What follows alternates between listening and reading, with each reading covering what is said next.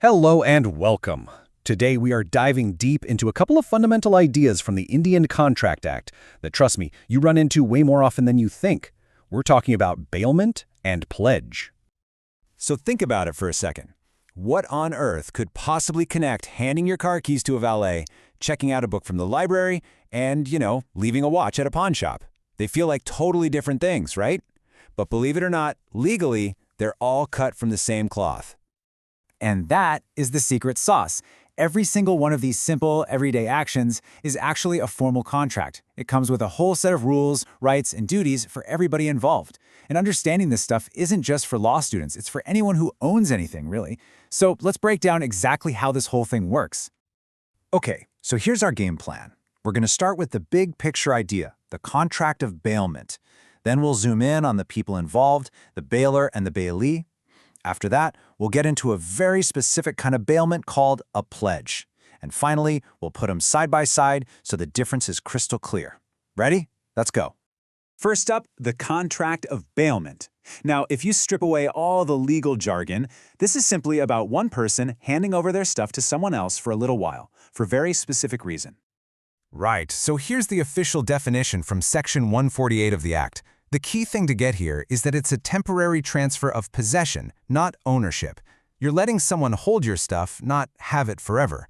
There's a purpose, like getting your car fixed, and there's a promise that when that purpose is done, you're getting it back. That's what makes it a bailment and not a sale. The law even has special names for everyone. So if you're the one handing over your laptop for repairs, you are the bailor. The repair shop, the one taking your laptop, is the bailee. It's that simple, the giver and the receiver. So for any bailment to actually be legit, it needs these 4 ingredients. First, there has to be an agreement. Then there's the delivery of the goods. And this is kind of cool. It doesn't have to be a physical handoff. Just giving someone the keys to a warehouse where your stuff is stored counts as constructive delivery. Third, there has to be a clear purpose. And finally, the most important part, the return.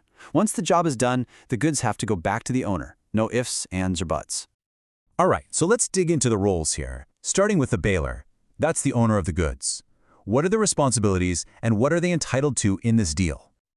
Okay, now this is where the law gets really smart, because it asks a simple question. Did any money change hands? If the bailment is gratuitous, which is just a fancy word for free, like you lending your friend a ladder, then your only duty is to tell them about any problems you already know about. But if it's non-gratuitous, meaning someone's paying for a service, the stakes are way higher. Section 150 says you're on the hook for all faults, even the ones you had no idea existed. It makes sense, right? A paying customer deserves a higher level of protection. And this isn't just theory. There's a classic case, Hyman vs. Nye & Sons, that really hammers this point home. A guy hired a carriage, but a faulty bolt broke, the carriage flipped, and he got hurt. The owner said, "Hey, I didn't know the bolt was bad," but the court basically said, "Too bad." Because it was a paid hire, he had a duty to make sure the whole thing was safe and fit for purpose. He was held liable, and that set a huge precedent. Okay, so we've covered the owner's side of things. Now let's flip the coin. What about the bailee, the person who's actually holding on to the goods? What's their side of the bargain? The bailee's job pretty much comes down to being responsible. First up, Section 151 says they have to take reasonable care, basically treat the item as if it were their own.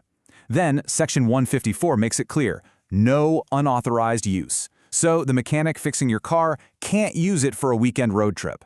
They also have a duty to return the item when they're done. And get this, Section 163 says they also have to return any increase or profit made from it. So if you leave your cow with a friend and it has a calf, you get both the cow and the calf back. Now here's a really specific, kind of fascinating rule. What if the bailee messes up and mixes your stuff with their own without asking? Well, the law has a plan. If the goods can be separated, like bags of grain, Section 156 says the bailee has to pay for the cost of separating them. But what if they can't be separated, like 2 different oils poured into one drum? While Section 157 is harsh, the bailee has to pay you for the entire value of your lost goods. It's a strong deterrent to keep people from being careless with your property. All right, let's move on to our second big topic, the contract of pledge. Now, the most important thing to get about a pledge is that it's not some brand new concept. It's actually just a very specific, very special type of bailment. So a pledge is simply a bailment, where the purpose is to secure a loan. That's it. Think about a pawn shop again. You hand over your watch, that's the bailment, in exchange for cash. The watch is security. And because the purpose is so specific, the names change too. The bailor becomes the pawnor, that's you, and the bailee becomes the pawnee, that's the paunch. Now, because a pledge is all about securing a debt, the rights and duties of the pawnor and pawnee are a little different than in a regular bailment. So let's break down exactly what each side can do. The pawnee, the lender, holds some pretty powerful cards here. According to Section 173, they have the right to retain the goods. They can just hold on to your property until the debt, the interest, everything is paid in full. But their real superpower comes from Section 176. If you default on the loan, the pawnee has the right to sell your stuff to get their money back. That is a massive right that a normal bailee absolutely does not have. But it's not a complete free-for-all for the lender. The pawnor, the borrower, has protections too. The biggest one is the right to redeem. As long as you pay back the loan as agreed, you have an absolute right to get your property back. Period. And just like any bailee, the pawnee still has to take care of your item. If they damage it or misuse it, you have the right to claim compensation. Okay, this is the moment where it all clicks into place. Let's put these two ideas, bailment and pledge, right next to each other to see exactly what makes them different. Just look at this breakdown. It all boils down to that first row, purpose. A bailment can be for pretty much any reason. Fixing something, storing it, using it. A pledge has one and only one purpose, security for a loan. And that one single difference is what leads to the biggest distinction of all, down in the third row, the right of sale. A regular bailee can never ever sell your goods. A pawnee, if you don't pay up, they absolutely can. That's the whole ballgame.